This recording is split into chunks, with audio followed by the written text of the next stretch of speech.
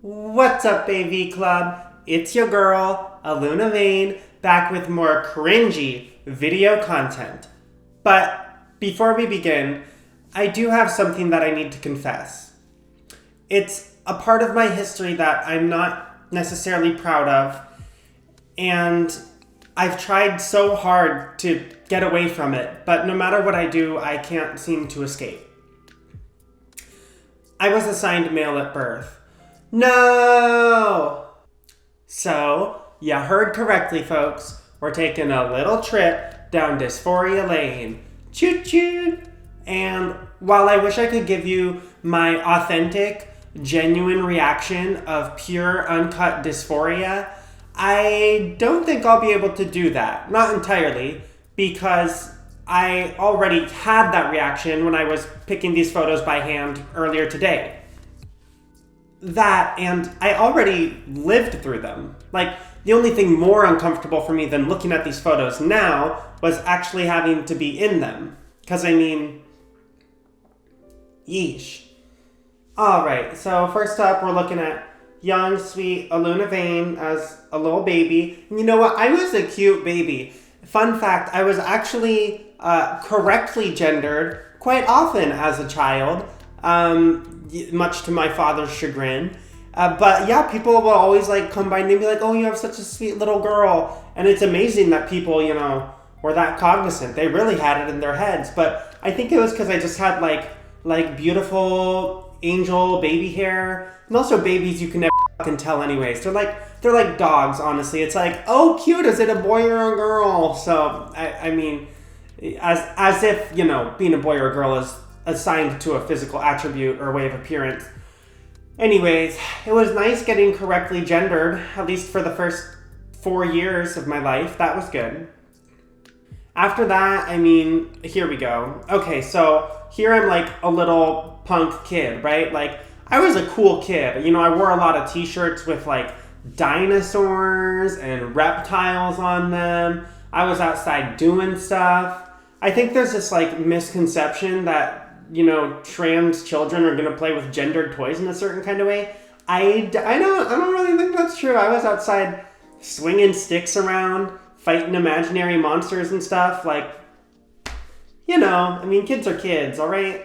And then okay, so middle school happened, I think. I couldn't really find a photo of me in middle school, which is maybe for the best. I'm just guessing it didn't happen at all. But then early high school, oh yeah, this is the classic, folks. So here we are at ye olde Goodwill, and you can already see, even at this young age, my fashion sense truly coming to the surface. This cheetah print coat that I'm wearing is Gucci. It is $500 resale, and I found it at the Goodwill. And yeah, honestly, I should have known, just based on this single photo alone, this pose, how helplessly trans I was going to be.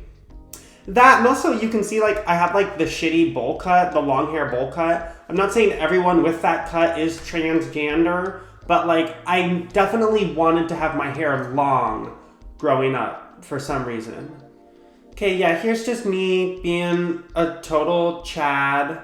This is when I worked at a zoo, which is kind of cool.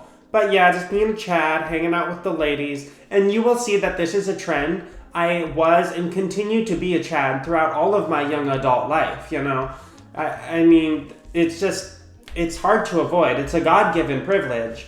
And one that I just tossed in the trash by having to become a woman.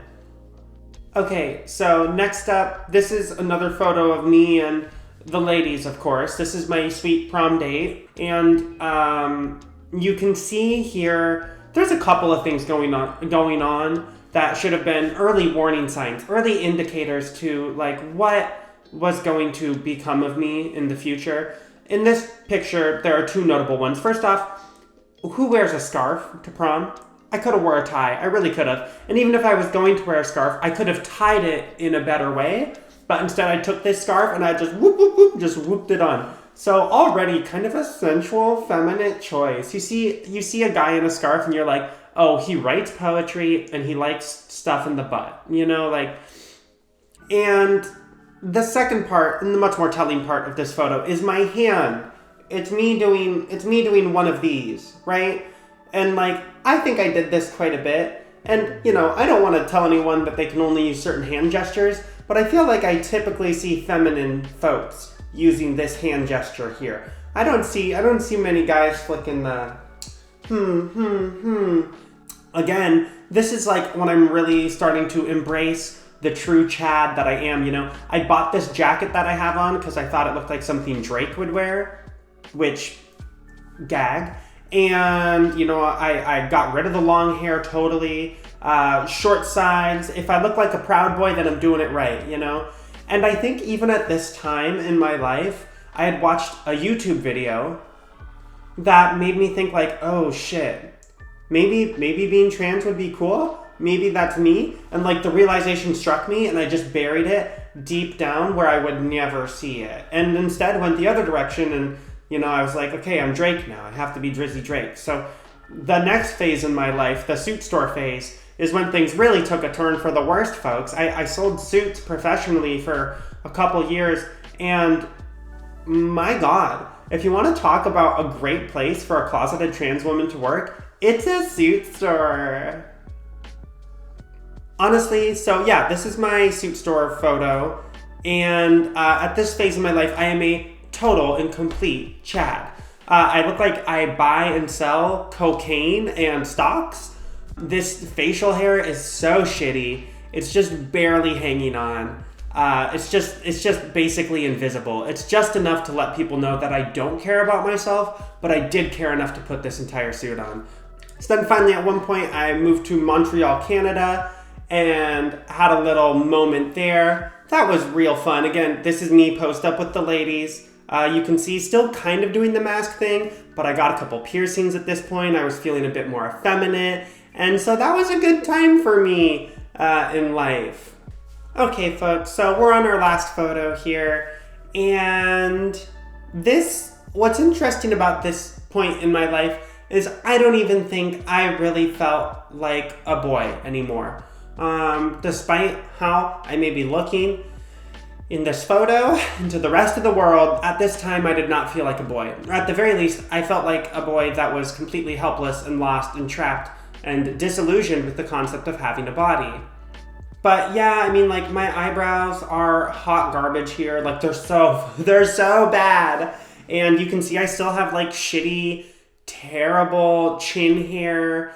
It's not a great look for me. This was actually the summer right here that I made a call to start getting hormones. I remember being in my car and being petrified, but I knew that I had to do it. This might have been like right before or after I made that call, honestly. Well, oof, is all I have to say after that. I should mention that the existence of these photos truly is a dark and terrible thing. And because you all are my trusted friends and closest allies, I would ask that you do your best to not spread them around. And most importantly, these photos can never wind up on the internet.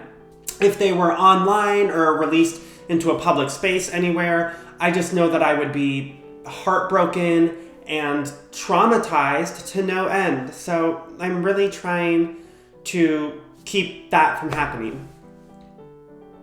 Anyways, this is your girl, Aluna Vane.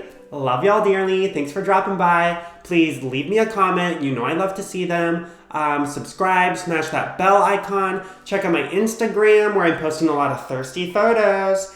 And yeah, that's about all. Oh, and new music coming soon. So, okay. Love you guys. Talk to you later. Bye.